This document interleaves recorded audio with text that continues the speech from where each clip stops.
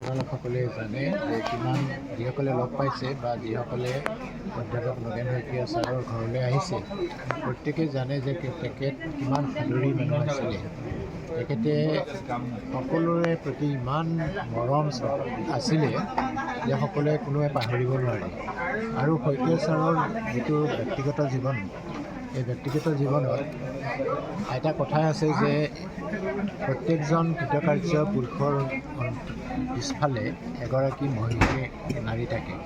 আৰু এইটো এটা ডাঙৰ একেবাৰে জ্বলন্ত উদাহৰণ যে শইকীয়া ছাৰক সকলো কামৰ পৰা, সকলো সাংসাৰিক যিবিলাক কাম কাজ বা সমস্যা এইবিলাকৰ পৰা ৰেহাই দি বাইদেৱে সকলো মূল পাতি লৈছিলে। আৰু সেই শইকীয়া ছাৰে সেইকাৰণে আমাৰ গোটেই অসমীয়া জাতীয় জীৱনৰ কাৰণে যিখিনি অৰিহণা যোগাইছে সেইখিনি অৰিহণা যোগাব পাৰিছে। গতিকে সেইকাৰণে আমি সকলোৱে লাৱণ্য শইকীয়া বাইদেউৰ প্ৰতি কৃতজ্ঞ হোৱা উচিত।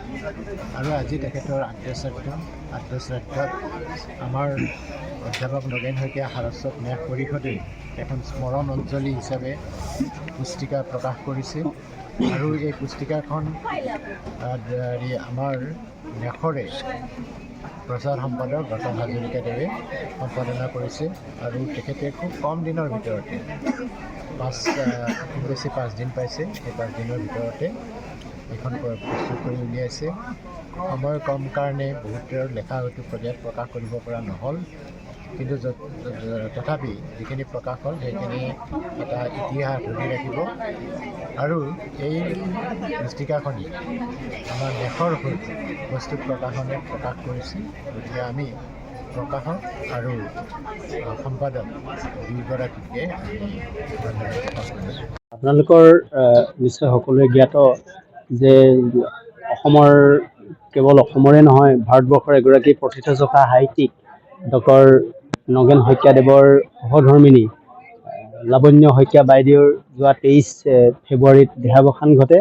আৰু আজি তেখেতৰ আদ্যশ্ৰাদ্ধৰ দিন।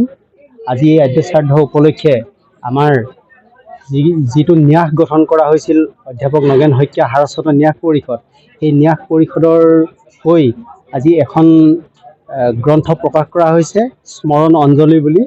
আৰু এই গ্ৰন্থখন আচলতে মাত্ৰ 4-5 দিনৰ ভিতৰতে প্ৰস্তুত কৰা হৈছে। আৰু এই গ্ৰন্থখনত আমি যিসকল সদাশয় ব্যক্তি অনুষ্ঠানে তেখেতৰ মৃত্যুত শোক প্ৰকাশ কৰি ঘৰত প্ৰস্তাৱ প্ৰেৰণ কৰিছে, সেইসমূহ প্ৰস্তাৱৰ লগতে ঘৰৰ পৰিয়াল আৰু তাৰ লগতে বহুকেইগৰাকী শুভাকাংক্ষীয়ে প্ৰায় 20 গৰাকীয়ে ইয়াত লেখা সমৃদ্ধ কৰিছে লেখাৰে। আৰু সেই গ্ৰন্থখনি আজি আমাৰ ইয়াত উন্মোচন কৰিছে আজি তেখেতৰ বাসগৃহত। আৰু এই গ্ৰন্থখনি উন্মোচন কৰিছে সাৰস্বত ন্যাস পৰিষদৰ সন্মানীয় সভাপতি তথা ডিব্ৰুগড় বিশ্ববিদ্যালয় আৰু মহাপুৰুষ শ্ৰীমন্ত শংকৰদেৱ বিশ্ববিদ্যালয়ৰ ভূতপূৰ্ব উপাচাৰ্য ডক্টৰ কন্দৰ্প কুমাৰ ডেকাই। আমি এই চেগতে এই তেখেতৰ স্মৃতি স্মৰণ অঞ্জলি গ্ৰন্থখনত যিসকল লেখক লেখিকাই তেওঁলোকৰ লেখাৰে সমৃদ্ধ কৰিলে আৰু যিসকলে শোক প্ৰস্তাৱ প্ৰদান কৰিলে তেওঁলোকলৈ আমাৰ তৰফৰ পৰা আন্তৰিক শ্ৰদ্ধা আৰু কৃতজ্ঞতা জ্ঞাপন কৰিছোঁ।